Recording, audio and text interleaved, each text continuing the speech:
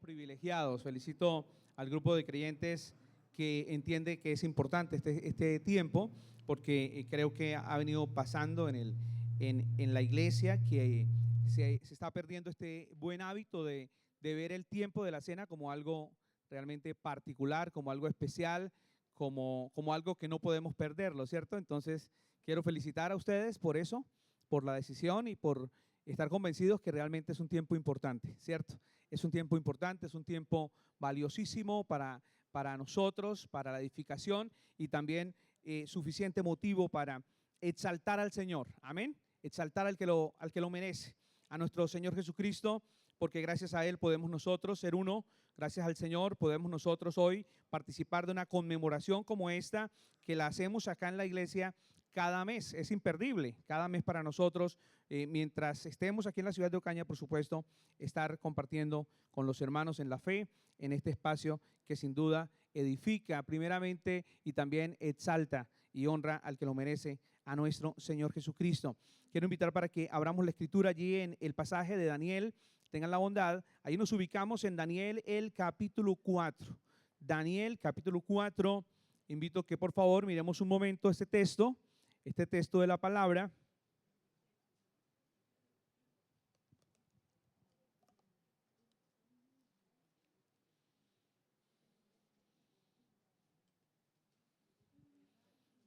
Capítulo 4 de Daniel, y de manera especial nos ubicamos en el verso 30.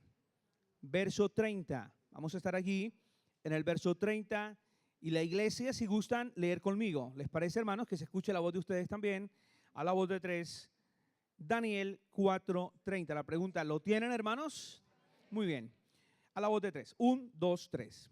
Habló el rey y dijo: ¿no es esta la gran Babilonia que yo edifiqué para casa real con la fuerza de mi poder y para gloria de mi majestad? El siguiente texto. Aún estaba la palabra en la boca del rey cuando vino una voz del cielo: a ti se te dice, rey Nabucodonosor, el reino ha sido quitado de ti. Verso 32. Y de entre los hombres te arrojarán, y con las bestias del campo será tu habitación, y como a los bueyes te apacentarán. Y 7 tiempos pasarán sobre ti, hasta que reconozcas que el Altísimo tiene el dominio en el reino de los hombres y lo da a quien Él quiere. Amén y amén. Oramos dando gracias por la palabra preciosa. Alabamos tu nombre, Señor, por ser tan bueno. Alabamos tu nombre, Señor, por ejemplos como estos que a nosotros nos tratan, por ejemplos como estos que a nosotros, Señor, nos confrontan, porque sin duda alguna, Señor, como el rey Nabucodonosor también, hemos luchado nosotros, Señor, durante nuestra estancia en la tierra, de querer, Señor, atribuirnos gloria a nosotros, de querer recibir exaltación cuando uno solo la merece. Oramos, Señor, dando gracias por tu palabra siempre cumplida en nuestras vidas. Y ahora, Señor, al compartir esta reflexión por tu palabra, rogamos que sea un espacio de mucha edificación, de provecho, pero sobre todo rogamos que sea un tiempo donde exaltemos tu precioso nombre. Entregamos, Señor, este espacio para tu gloria. Amén y amén. Muy bien. ¿De cuál rey estamos hablando aquí en esta lectura? Nabucodonosor. Se llenó de orgullo, ¿verdad que sí?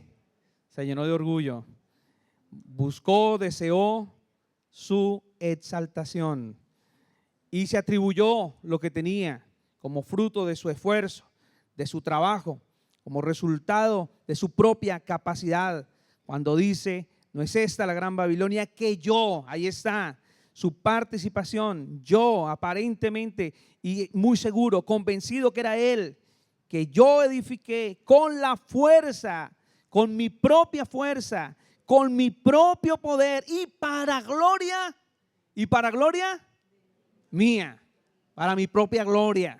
¿Cuántas de las cosas que nosotros hacemos y proyectamos también nos pasa como este hombre, no como este rey? ¿Para nuestra qué?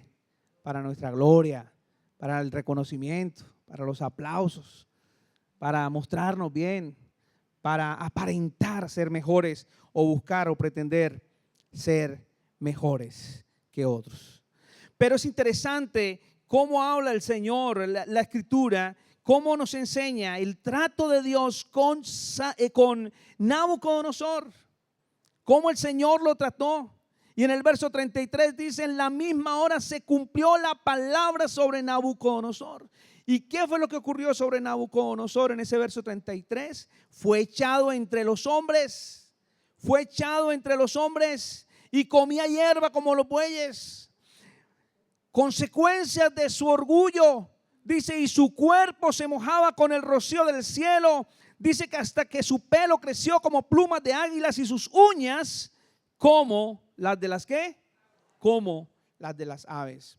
El texto no solamente evidencia la exaltación, la autoexaltación de este hombre, sino también evidencia las consecuencias, el horror, como resultado de dejar a un lado al Señor. Pero el verso 34 nos presenta entonces cómo este hombre vuelve, cómo este hombre retorna en sí. Y el verso 34 dice que al fin del tiempo alzó los ojos al cielo Nabucodonosor, y su razón le fue ¿qué? De vuelta, y tuvo la bendición que nosotros hoy también podemos disfrutar. Bendecir al Altísimo, alabar al Altísimo, glorificar al que vive para siempre, glorificar a aquel cuyo dominio es sempiterno y cuyo reino es por todas las edades, a nuestro Señor Jesucristo. Amén, hermanos. Por gracia de Dios, este hombre, presa del orgullo, de la altivez, la soberbia, ahora puede bajar la cabeza y reconocer al Señor y salir de esa condición triste en la que se halló por causa de su pecado, para poder bendecir al Rey de los cielos. Amados hermanos, hoy también podemos decir, hay un modelo para nosotros y hay un modelo supremo. Hermanos, Jesucristo es el modelo de humillación. Jesucristo es el modelo de exaltación. Hoy tendremos que hablar, hermanos, de Jesucristo.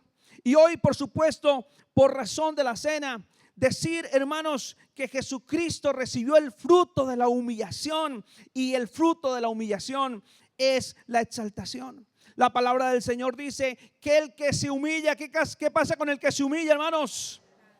¿Y saben por qué esa verdad podemos nosotros repetirla y confiar que siempre se va a cumplir? Porque en la vida de Cristo ocurrió. Jesucristo se humilló, y por causa de su humillación recibió toda exaltación. El humilde Jesucristo fue exaltado con toda autoridad. ¿Cuál fue la exaltación para Jesucristo? La exaltación para Jesucristo fue toda autoridad. Es interesante que este hombre fue arrojado entre los hombres y fue arrojado entre las bestias del campo. Pero ahora en la lectura que hizo nuestro hermano en Filipenses 2, vayamos un momento allí, hermanos, y quiero que nos detengamos en el fruto de la humillación, que es la exaltación. El fruto de la humillación. Filipenses capítulo 2, en el versículo 5 dice: haya pues en vosotros, no sé si están conmigo, hermanos, haya pues en vosotros ese sentir que hubo también en ¿quién, hermanos? En Cristo Jesús. Es interesante esto. Hayan ustedes el sentir que hubo en Cristo Jesús. ¿Y cuál fue el sentir que hubo en Cristo Jesús? Pues, hermanos, algo realmente grandioso, algo incomparable, el cual, siendo en forma de Dios, versículo 6, no estimó el ser igual a Dios como cosa a qué aferrarse. Es decir, que el Señor se humilló de forma voluntaria. Dice el verso 7, sino que se despojó a sí mismo. El Señor tomó la decisión de humillarse. El Señor tomó la decisión de despojarse a sí mismo. Y para esto el versículo lo muestra cómo lo hizo. El versículo mismo muestra cómo lo hizo. ¿Y qué fue lo que hizo? Miren el verbo que aparece allí después. Tomando forma de siervo, hecho semejante a los hombres. El Señor tomó forma de siervo. El Señor decidió vivir entre los hombres y estando entre los hombres tomó la decisión no de humillarse, como dice el texto dice humillarse, pero aquellos que seguimos el recorrido del contexto tendremos que decir de humillarse aún más. Jesucristo tomó la decisión de humillarse aún más, porque dejar la gloria que tenía con el Padre para hacerse hombre fue humillarse. Hacerse siervo de los hombres fue humillarse. Pero dice que se humilló a sí mismo, dando pasos más grandes de su humillación, porque dice que haciéndose obediente hasta la muerte y muerte de cruz. Es decir, que la humillación de Cristo fue una humillación hasta lo sumo. Pudiéramos decir que la humillación de Cristo tocó fondo. Cristo se humilló hasta lo más hondo. No solamente Cristo dejó su gloria, Jesucristo vino a vivir con los hombres. Jesucristo le sirvió a los hombres y siendo un servidor de los hombres, decidió entregar su cuerpo en la cruz. Una muerte, no muerte como la de cualquier hombre, una muerte en la cruz. Se hizo maldición por todos los hombres, hermanos. Por eso la humillación de Cristo fue hasta lo sumo. Y así como la humillación de Cristo fue hasta lo sumo, también lo será o lo es su exaltación. El gran fruto de la humillación entonces es la exaltación. Dios exalta al que se humilla, hermanos. Jesucristo es el mejor modelo para nosotros en esta hora, en esta tarde por su palabra. Y mire cómo dice el verso 9, y allí entonces nos enfocaremos un poquito en esta tarde para revisar el fruto de la humillación de Cristo. Versículo 9 dice, por lo cual, ¿están conmigo, hermanos? ¿Qué pasó? ¿Qué dice la escritura? ¿Qué hizo Dios?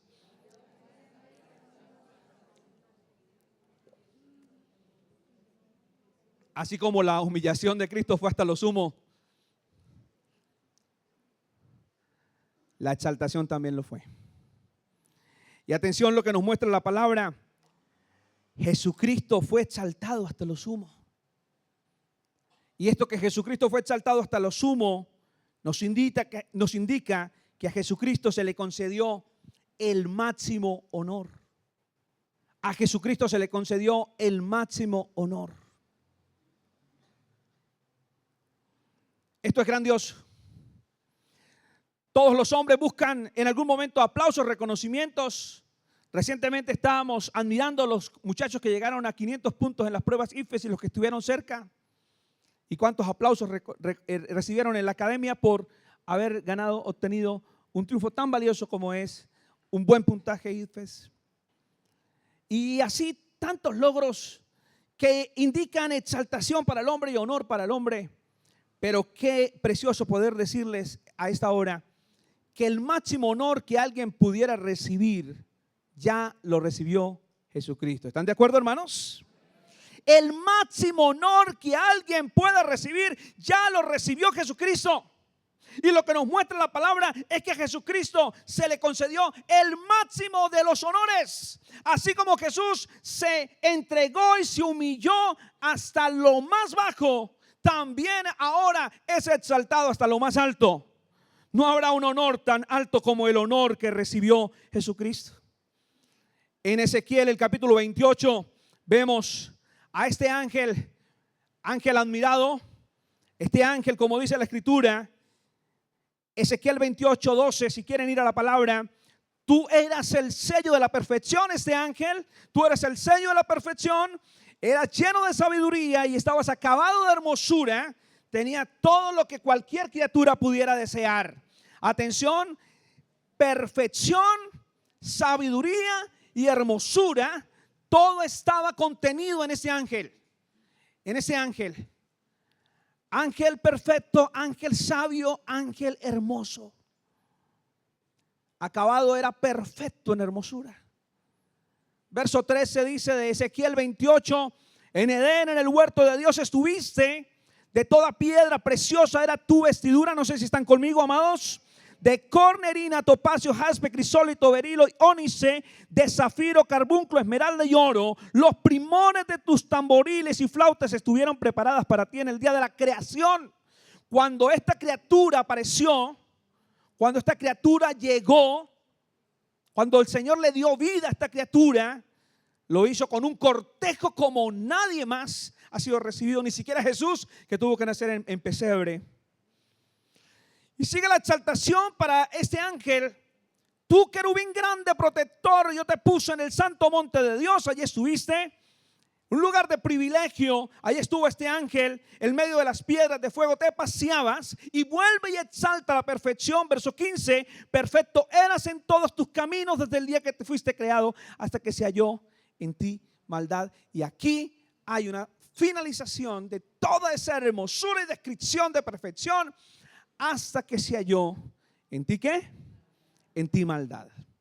Verso 16, a causa de la multitud de tus contrataciones fuiste lleno de iniquidad y pecaste. Se llenó de maldad, pecó, por lo que yo te eché del monte de Dios y te arrojé de entre las piedras del fuego, oh querubín protector. ¿Y qué fue lo que realmente pasó con este ser que era distinto a todos los seres que Dios había creado? Se enalteció su corazón a causa de toda la perfección que tenía. Se llenó de exaltación, se llenó de altivez, se llenó de orgullo. Corrompiste tu sabiduría a causa de tu esplendor, y yo te arrojé por tierra, delante de los reyes te pondré para que miren en ti. Y dice, con la multitud de tus maldades y con la iniquidad de tus contrataciones profanaste tu santuario. Yo pues saqué fuego del medio de ti, el cual te consumió, y te puse en ceniza sobre la tierra a los ojos de todos los que te miran. Todos los que te conocieron de entre los pueblos se maravillarán sobre ti. Y termina diciendo de las consecuencias de este ángel que era precioso, que era perfecto. Espanto serás y para siempre dejarás de ser. Satanás quería llegar a ese lugar. El ángel quería llegar a ese lugar. Añoró ese lugar. ¿Qué pasó? Porque siendo tan hermoso, porque siendo perfecto, porque estando en la condición en la que estaba ideal, ¿por qué está donde está ahora, que es un espanto, produce terror? Porque se llenó de exaltación, porque se llenó de orgullo. Quería llegar a ese lugar, pero no lo pudo obtener, ni lo podrá obtener. Pero no solamente Satanás quiso llegar a ese lugar, también el hombre desde Edén quiso llegar a ese lugar. Génesis capítulo 3, versículo 4 al versículo 6 nos muestra que el hombre también quiso llegar a ese lugar. Entonces la serpiente le dijo a la mujer, ¿qué fue lo que le dijo? No moriréis, sino que sabe Dios que el día que comáis de él, estoy en Génesis 3, verso 4 y 6 al 6. Sabe Dios, interesante esto, atención lo que dice el verso 5. Sino que sabe Dios que el día que comáis de él, ¿qué va a ocurrir? Serán abiertos vuestros ojos y seréis como ¿quién? Esto fue lo que sedujo. Esto fue lo que sedujo a Eva. Y esto fue lo que sedujo a Adán. Esto lo sedujo. ¿Se imagina usted ser como Dios? Uf. El día que ustedes coman de ese árbol, ustedes van a ser como Dios. ¿Cuántos han querido llegar a ese lugar? ¿Cuántos han querido encontrarse en esa posición? Pero lo que nos muestra, volvamos otra vez a Filipenses, el capítulo 2, lo que nos muestra la palabra en el verso 9, por lo cual Dios también le exaltó hasta lo sumo. Es un lugar exclusivo para Jesucristo. El fruto de su humillación fue la máxima exaltación. A Jesucristo se le concedió el máximo honor. Nadie jamás podrá obtener la posición que encontró Jesucristo, que halló Jesucristo como resultado de su humillación. Se humilló hasta lo sumo y ahora es exaltado hasta lo sumo. El lugar de Cristo nadie jamás lo podrá quitar y tampoco nadie lo podrá reemplazar. Es el máximo honor. Este término lo exaltó. Es el término hiper, hablando de lo más grande, haciendo referencia al que fue hiper exaltado, super exaltado. Cristo fue resucitado, Cristo fue ascendido, Cristo fue coronado, Cristo fue glorificado y está en un lugar único. La posición de Cristo es única. A Jesucristo se le concedió el máximo honor gracias a su humillación. ¿Cuántos lo creen, hermanos? Este es un modelo para nosotros grandioso.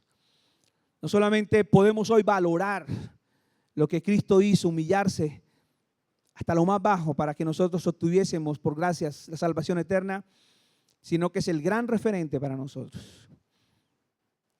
Aquel que se humilla será exaltado. Pero si usted quiere todavía caminar en el aire, no espere exaltación de Dios. Necesita, como Nabucodonosor, bajar la cabeza y poner los pies ¿dónde? En la tierra. Sigamos con el verso 9, amados, sigamos con el verso 9. A ver cómo dice el verso 9. Volvemos a Filipenses, volvamos a Filipenses. Muy bien. Filipenses 2, verso 9. A ver, la iglesia lo lee a la voz de 3, que se escuchen. A ver, hermanos, a la voz de 3. 1, 2, 3. ¿Cómo dice?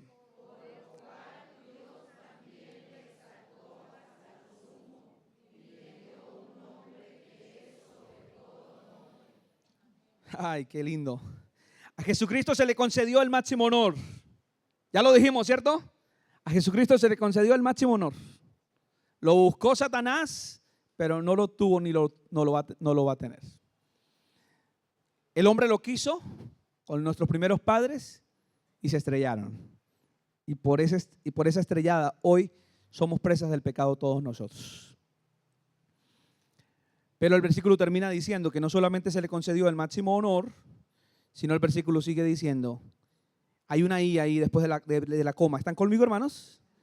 Después de la coma hay una I. Y, o sea, hay algo más. Hay algo más que recibió como fruto de la humillación Jesús. Dice, y le dio, ¿qué fue lo que recibió Jesús? Un nombre, recibió un nombre que es sobre todo nombre. Cuando dice sobre todo nombre, así como decimos la posición de Cristo por haberse humillado, es la máxima posición. Por sobre cualquier posición, también tenemos que decirlo, el nombre de Cristo es el nombre sobre todo nombre. Es el nombre supremo. Es el nombre soberano. Es un nombre glorioso. Es un nombre trascendente. El nombre de Cristo. A Jesucristo se le concedió ese máximo nombre. Dentro de los mandamientos, uno de estos, no tomarás el nombre de ¿quién? De Dios en vano. Mire, qué poderoso, ¿no? Cuidado con el nombre de Dios. Hay un nombre que es sobre todos los nombres. Y es el nombre que para los hebreos en su momento era impronunciable. Impronunciable. El nombre del Señor. Y el nombre de Cristo ahora entonces debemos tratarlo con mucho cuidado. Aprovecho un paréntesis para decir hoy en la cena del Señor, cuidado con los chistes que mencionan a Jesús. Cuidado, cuidado, cuidado. Bienaventurado el varón que no anduvo en consejos de malos, ni estuvo en camino de pecadores, ni en silla de escarnecedores. Los escarnecedores, ahí están. Los escarnecedores. Cuidado con el nombre de Dios para hacer chistes. Cuidado con el nombre de Jesús para hacer chistes. Cuidado con usar el nombre de Dios para burlas.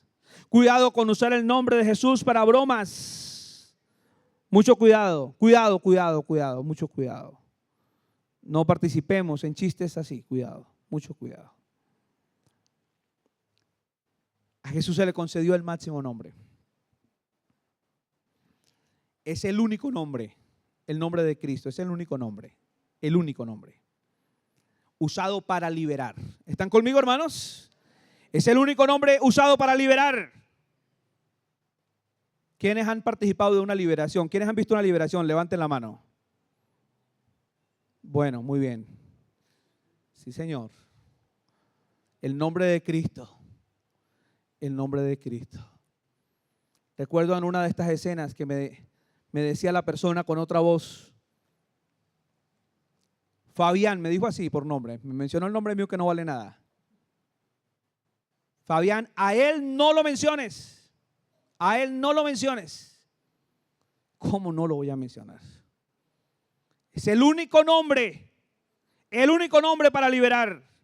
Y estas señales seguirán a los que creen. En mi nombre echarán fuera demonios. Amén, hermanos. En mi nombre. ¿Cuántos dicen amén? En mi nombre. Por su humillación, a él se le concedió el máximo honor, pero también se le concedió el máximo nombre. Nombre para liberar. Nombre para bautizar. Sepa pues, Hechos 2:36. Sepa pues ciertísimamente toda la casa de Israel que a este Jesús, a quien vosotros crucificasteis, Dios le ha hecho Señor y Cristo. Al oír esto, estoy en Hechos 2:37. Se compungieron de corazón y dijeron a Pedro y a los apóstoles: varones hermanos, ¿qué haremos? Verso 38, Pedro les dijo: arrepentíos y bautícese cada uno de vosotros en el nombre de ¿quién? De Jesucristo, para el perdón de los pecados, y recibiréis el Espíritu Santo. Qué interesante. Para los judíos, rebeldes, contradictores, un pueblo duro, como lo vemos todavía, el mensaje está claro, muy claro. Sepa toda la casa de Israel que solo van a tener victoria si se bautizan en el nombre de ¿quién? De Cristo. Y luego Cristo, antes de ascender a los cielos, nos dice a todos los que le seguimos, el pueblo no judío que le seguimos, dice que nos debemos bautizar en el nombre de ¿quién? Mateo capítulo 28, en el nombre del Padre. Y aparece esa conjunción, y del Hijo, y del Espíritu Santo. Ahora el mensaje para la iglesia gentil, nosotros, el pueblo cristiano, que podemos bautizarnos en el nombre del Padre y del Hijo. Pero también no solamente el nombre para liberar y bautizar, también el nombre para sanar. Hechos capítulo 4, atención, versículo 30. Hechos 4, verso 30. Mientras extiendes tu mano para que se hagan sanidades y señales y prodigios, ¿mediante qué? Mediante el nombre de tu santo Hijo Jesús. El nombre para sanar. No se podrá disfrutar de sanidad a menos que sea en el nombre de Cristo. ¿Cuántos han disfrutado la sanidad de ese tipo, hermanos? Por el nombre de Cristo hemos disfrutado de sanidad en nuestro cuerpo. Amén, hermanos. Juan capítulo 14, verso 13. No solamente el nombre para liberar, el nombre para bautizar, el nombre para sanar. Juan 14, 13 dice: y todo lo que pidieres al Padre en mi nombre, lo haré, para que el Padre sea glorificado en el Hijo. Si algo pidieres en mi nombre, yo lo haré. Y todas las oraciones nuestras, ¿cómo generalmente terminan? En el nombre de Cristo Jesús. Amén. El sello de autoridad de nuestras oraciones. Solo se orará al Padre en el nombre de su Hijo Jesucristo. También el nombre para creer. Mire lo que dice Juan capítulo 1, verso 12. Mas a todos los que le recibieron, a los que creen en qué. ¿A los que creen en qué? ¿A los que creen en qué, amados? A los que creen en su nombre. En el nombre de Cristo. A los que creen en su nombre. Les dio potestad, les dio autoridad, les dio derecho de ser hechos hijos de Dios. Decíamos que es el nombre para liberar, el nombre para bautizar, el nombre para sanar, para orar, para creer. Pero ahorita vamos a mirar lo que dice Hechos 10:43. Mira lo que dice Hechos 10:43. De este dan testimonio todos los profetas, que todos los que en él creyeren recibirán perdón de pecados. ¿Por qué? ¿Cuál es el medio para poder obtener el perdón? Por su nombre. solo el perdón de los pecados se disfruta por su nombre. O sea que es el nombre para perdonar. Es el nombre para perdonar. Qué bendición poder disfrutar de este nombre.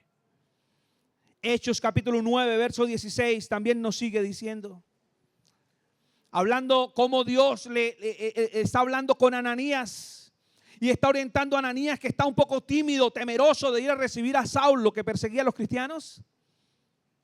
Y le dice: ve, porque este es un instrumento escogido para llevar mi nombre, porque también es el nombre para evangelizar, para llevar mi nombre. Pero en el verso 16 dice: porque yo le mostraré cuánto le es necesario padecer. ¿Por qué? Por mi nombre. No solamente es el nombre para evangelizar, es el nombre para padecer. Los que sufren deben sufrir en el nombre de Cristo. Deben sufrir por el nombre de Cristo. Deben sufrir por la autoridad de Cristo, no por caprichos ni problemas sociales innecesarios. Pero Colosenses 3, el verso 17, nos da todavía este elemento de la cotidianidad que lo necesitamos reconocer. Y atención, lo que dice Colosenses 3:17: y todo lo que hacéis, sea de palabra o de hecho, en lo que hacemos, ¿qué debemos tener en cuenta, hermanos, en lo que hacemos? Que lo debemos hacer en el nombre del Señor Jesús. Que todo lo que hacemos lo debemos hacer en el nombre del Señor Jesús. Es en el nombre del Señor Jesús. Y el nombre del Señor Jesús hay que mencionarlo con confianza, con respeto, con el honor debido. Es un nombre que merece todo nuestro cuidado y respeto, pero también que debemos usarlo con toda confianza. Y yo hoy confieso que me pasó algo. Le he pedido perdón a Tránsito de Ocaña por lo que pasó y a ustedes. Oiga, venía en la avenida y yo no sé por qué las motos regresándose. ¿Por qué si en este sentido están regresando las motos? ¿Qué pasó? Yo, sin embargo, mermé un poco la velocidad, pero seguía. Y vi a lo lejos el tránsito. Oye, qué montón de gente había, vestidos de azulito claro y azulito oscuro. Y entonces inmediatamente hice esto. No traje los papeles, Dios mío. No traje los papeles. ¿Y qué creen ustedes que dije yo? En tu nombre, Señor, voy para adelante. En tu nombre, Señor, le hago. Voy para adelante. Y sí, preciso. Llega el policía y me hace así, que merme. Yo mermo. Y cuando voy llegando donde él: Señor, ayúdame, Señor. Ayúdame, Señor. El único billetico que tengo es el de la ofrenda, Señor.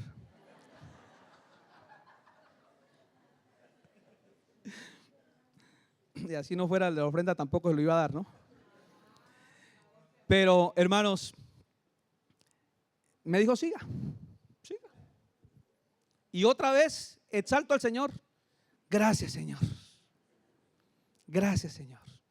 En momentos de dificultad, ¿a quién acudimos? Al Señor. En preocupaciones, ¿a quién acudimos? Al Señor. ¿Qué creen ustedes que hubiera dicho yo preparándome para una predicación con tremenda responsabilidad como esta y me voy a poner a decirle mentiras al policía? Hombre, la verdad, se me olvidaron los papeles, se me quedaron. Ahora, de aquí para allá vamos a orar. Oren por mí, hermanos. Pero es al Señor. Y lo decimos no para que aplaudan nuestras malas obras, no, de ninguna manera. Ni para que nos consientan nuestras malas acciones, tampoco. Pero sí para que nos libre. Y eso lo hizo el Señor conmigo, como lo ha hecho con ustedes. Y en cosas incluso más difíciles. Señor Jesucristo, guárdanos. No hemos estado en medio de peligros, de accidentes. ¿Y a cuál nombre hemos acudido, hermanos? Al único que tiene poder, al único que tiene autoridad para librarnos. ¿Cuántos lo creen, hermanos? ¿Y saben por qué ese nombre tiene esa capacidad? Porque Él se humilló. Porque se humilló. El fruto de la humillación fue que a Jesucristo se le concedió el máximo honor y a Jesucristo se le concedió el máximo nombre. Y ya para finalizar, el verso 10 y verso 11 nos muestra algo más que se le concedió a Jesucristo. Y quiero que lo veamos rápidamente, lo que dice el verso 10 y el verso 11. Para que en el nombre de Jesús, ¿qué pasa? Se doble toda rodilla de los que están en los cielos y en la tierra y debajo de la tierra. ¿Y qué más, hermanos? Dice el texto 11. Y toda lengua confiese. ¿Y qué es lo que tiene que confesar toda la tierra, amados? ¿Qué es lo que tiene que confesar?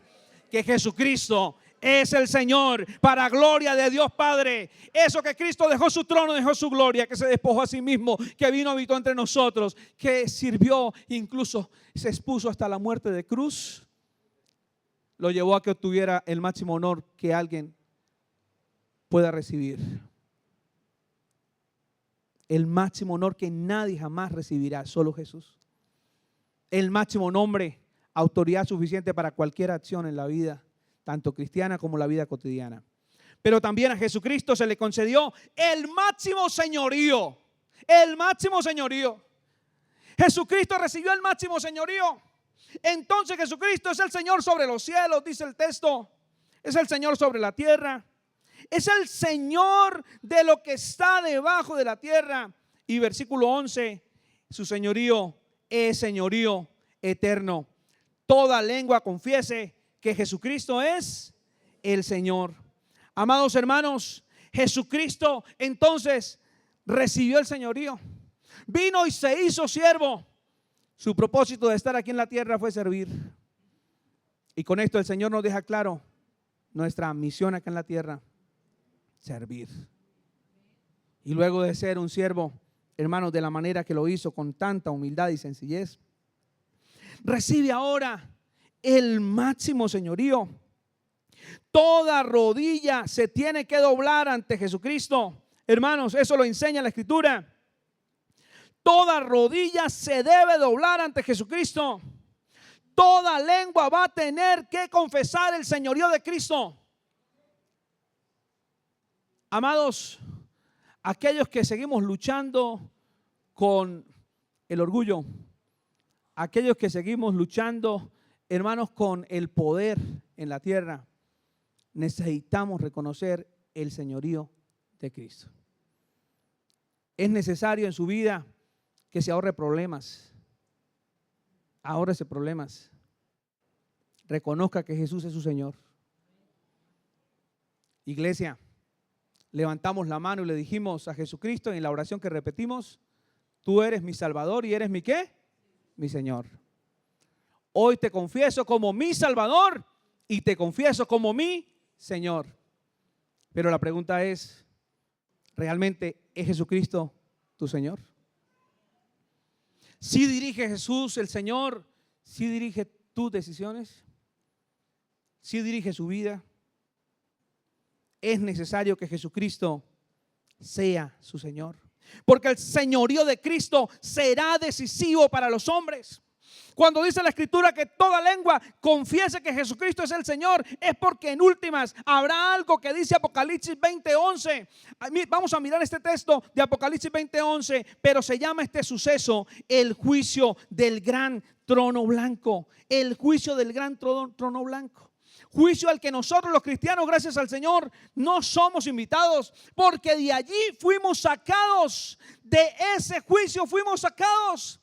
Amados, en esta tarde tenemos que reconocer que gracias al señorío de Cristo y a la obra suficiente de Cristo, nosotros fuimos evitados de ir a este evento. Este evento no será para los creyentes.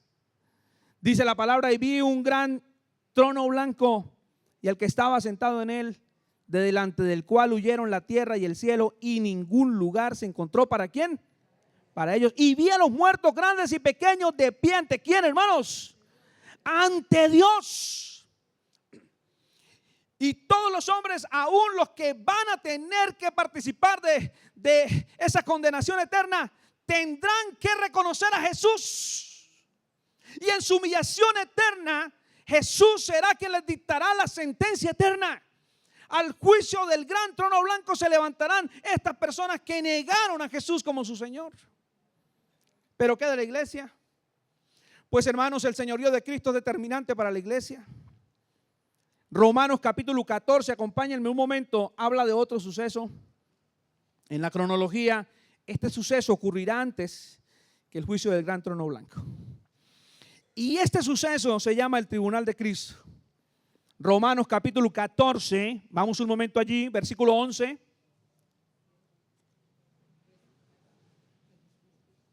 Porque escrito está, vivo yo, dice el Señor. Y mire que es una referencia del texto que acabamos de leer. Dice el Señor que ante mí se doblará toda rodilla y toda lengua confesará a Dios, de manera que cada uno de nosotros dará a Dios cuenta de sí. Este suceso se llama el tribunal de Cristo. Y todos los hombres tendrán que presentarse delante del señorío de Jesús. Todos. Y va a llegar un momento en el que el pueblo cristiano acá presente, ustedes y yo vamos a tener que estar de frente a Jesucristo. Vamos a tener que darle la cara al Señor Jesucristo. Y cada uno de los cristianos, dice la palabra, dará a Dios cuenta, le dará a Dios cuenta. Porque es que incluso, y me da pena decirlo, pero hay muchos cristianos que están como rueda suelta. Hay muchos cristianos que creen que ya son salvos y es suficiente y quieren hacer lo que les pasa por la cabeza. Pero se olvida que tienen un Señor. Y les voy a decir una cosa. Creo que en agosto, en la elevación de la cometa, entendemos un poco el señorío de Cristo. Porque el Señor a muchos cristianos nos suelta la pita y nos suelta la pita y nos suelta la pita. Pero cuando quiere el Señor, la va a recoger. Y la necesita recoger. Y esa pita recogida nos va a llevar a un evento glorioso. Y ese evento glorioso es el tribunal, donde usted y yo, creyentes, vamos a tener que rendirle cuentas a Él por lo que hayamos hecho aquí en la tierra, sea bueno o sea malo. Él es el Señor. Por haber bajado la cabeza tanto, llegó a tener un señorío incomparable.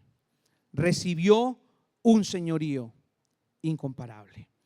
Jesucristo entonces nos deja claro, hermanos, que por la humildad y mansedumbre que necesitamos aprender, como dice Mateo 11:29, aprended de mí que soy, ¿qué, hermanos? Manso y humilde de corazón, podremos nosotros tener algún día un reconocimiento duradero, no un reconocimiento temporal de los cuadros y las medallas que se caen o se envejecen, no, el reconocimiento en la vida eterna, que es más glorioso que cualquier recompensa material que tengamos aquí en la tierra. Santiago 4:10 dice, humillaos delante del Señor, humillaos delante del Señor y Él os exaltará. Para finalizar y orar, iglesia, ¿qué tal si se ponen de pie un momento? Vamos a orar. Yo les invito para que, amados, bajemos la cabeza. Bajemos la cabeza. Ay, hermanos, el orgullo nos mata, hermanos. Bajemos la cabeza. Lo poquito, lo mucho que tengamos. Lo poquito, lo mucho que tengamos, hermanos, lo que soy, lo que tengo, lo que hago, todo se lo debo ¿a quién? A Dios. Y con Pablo decimos, por la gracia de Dios, soy lo que soy. Por eso, hermanos, tenemos que trabajar fuertemente con nosotros mismos. El que se humilla será exaltado. Y el que se exalta, el Señor lo humilla. No esperemos pasar por la humillación. Busquemos al Señor y bajemos la cabeza voluntariamente y dependamos de su señorío. Padre de gloria. Gracias, Señor, por hablarnos. Gracias, Señor. Lo necesitábamos. Esta tarde, sin duda, Señor. No es casual esto. Quiero dar gracias, Señor, por este ejemplo glorioso. Es algo maravilloso, es inexplicable todo esto. Pero creemos, Señor, por tu palabra, que está puesto este ejemplo para nosotros, para decirnos si es posible. Dejó su trono, dejó su gloria, se despojó a sí mismo, vino a habitar entre los hombres y estando en la condición, Señor, entre los hombres, se hizo siervo. Y como siervo, Señor, no bastó esto, sino que se entregó a la cruz, se entregó en la cruz, entregando su cuerpo, entregando su vida para la salvación de nuestras almas. Y ahora, Señor, no solamente nos ha hecho salvos, sino que es nuestro referente de vida. Llévanos, Señor, a aprender la humildad de Jesús. Llévanos, Señor, voluntariamente a bajar la cabeza. Llévanos, Señor, voluntariamente a reconocer el error. Llévanos voluntariamente a pedir perdón. Llévanos voluntariamente, Señor, a perdonar al que nos ofende. Llévanos voluntariamente a tomar la decisión de entregar lo que tenemos para ti, para tu gloria. Señor, llévanos voluntariamente a ofrendar, a darte lo que tenemos, porque lo entendemos que no es nuestro, que es tuyo y solamente lo administramos. Oro, Padre Celestial, que nos hagas personas más dependientes de tu voluntad, que dependamos de ti, Señor, en todo momento, y que busquemos honrarte y agradarte, como dijo el salmista: el hacer tu voluntad, Dios mío, me ha agradado. Oro que por favor en tu gracia trates con cada uno de nosotros, por favor, Señor. Si hay en este momento orgullo o altivez en cualquiera de los corazones aquí reunidos, por favor, en el nombre de Cristo Jesús, trata, Señor, te lo pido. Trata por tu palabra. No permita, Señor, que sigamos por el camino de la destrucción. Trata con nosotros. Por favor, Señor, si hay algo que necesitamos reparar, llévanos a hacerlo. No permitas que sigamos, Señor, en el error. Llévanos a honrarte y a exaltarte, Señor. Y que hagas de nosotros personas más dóciles, mansas, Señor, humildes, como lo sabes hacer, y para tu misma gloria, Señor. Gracias por tu palabra en esta hora. En Cristo Jesús, exaltamos al Señor.